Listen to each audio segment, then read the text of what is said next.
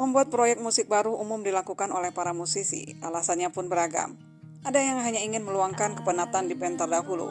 Ada yang ingin melampiaskan idealisme yang tak tersalurkan di band utamanya. Ada yang merasa jenuh dengan genre band utama. Ada yang memang keluar dari band terdahulu. Bahkan ada yang iseng belaka.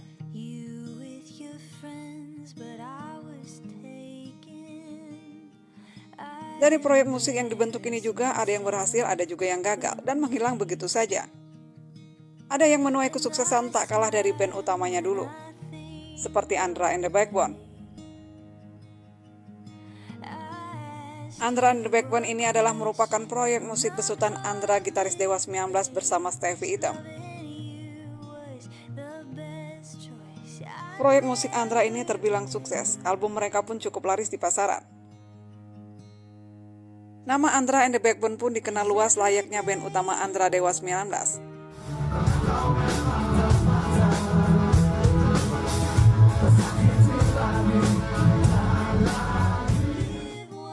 Di samping Andra and the Backbone, ada juga proyek musik besutan Ahmad Dhani dalam Ahmad Band dan Triad. Meski Ahmad Band hanya merilis satu album saja, tapi keberadaan proyek musik besutan Ahmad Dhani ini termasuk sebuah supergroup. Karena para personilnya adalah sekumpulan musisi hebat, seperti Pai Burman, Bongki, Andra Ramadan, dan Dhani sendiri. Lagu-lagu Ahmad Band juga populer. Selain itu ada Yovie and Nuno. Yovie and Nuno ini adalah sebuah proyek musik besutan Yovie Widianto, salah satu personil dan pendiri grup musik Kahitna.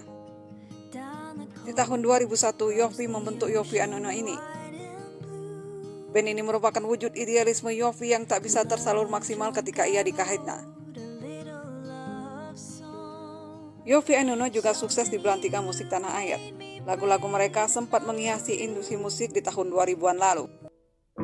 Dengarkanlah wanita pujaanku.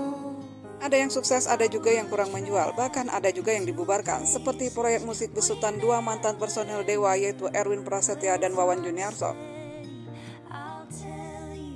Setelah keduanya tak lagi menjadi bagian dari Dewa 19, Erwin dan Wawan sepakat membentuk Mata Dewa.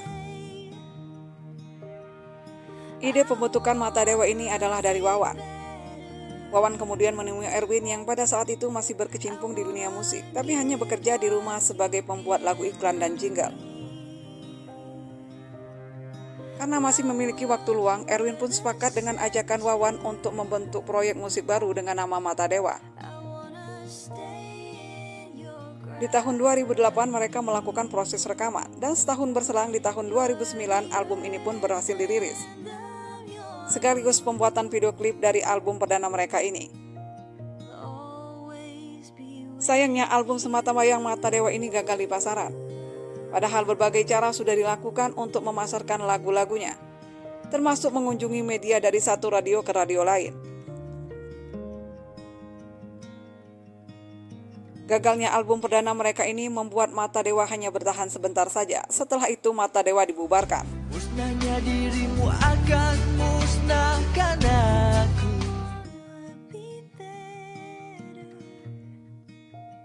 R1 adalah proyek musik besutan dua mantan personel Bumerang, Roy Jekoniah dan JPI. Mereka bersatu membentuk R1 yang artinya Roy dan Ipan bersatu.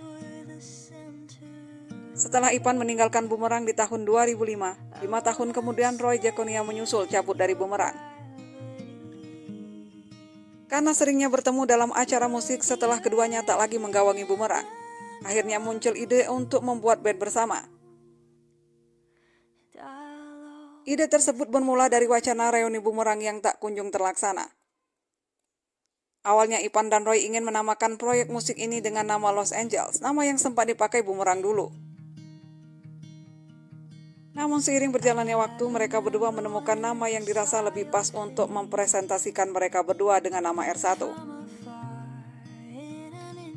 R1 resmi berdiri pada tahun 2012 dengan penambahan personil Andi Lee pada bass dan Aris Ceplus pada drum. Kehadiran R1 sempat mengobati kerinduan para boomers akan kolaborasi antara JPI dan Roy Jekoniah. R1 juga sempat mengadakan konser besar di tahun 2012 dan dipadati oleh ribuan penggemar mereka. Tapi R1 masih membawakan lagu-lagu hits Bumerang.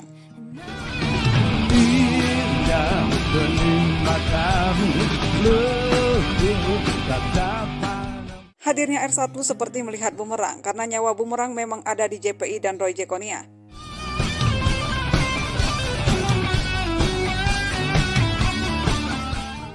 Seiring berjalannya waktu, proyek musik ini pun tidak dilanjutkan. Roy dan Ipan malah membentuk proyek musik lain, seperti Roy membentuk J-Kopop, sedangkan Ipan tergabung dengan Take Over.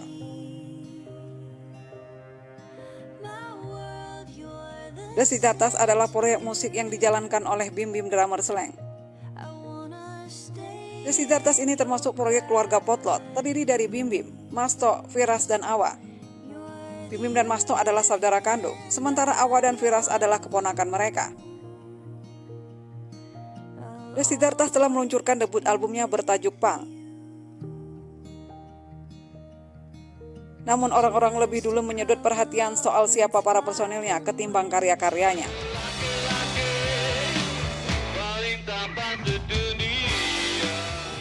Kehadiran The Siddharthas pun perlahan tak terdengar lagi kabarnya.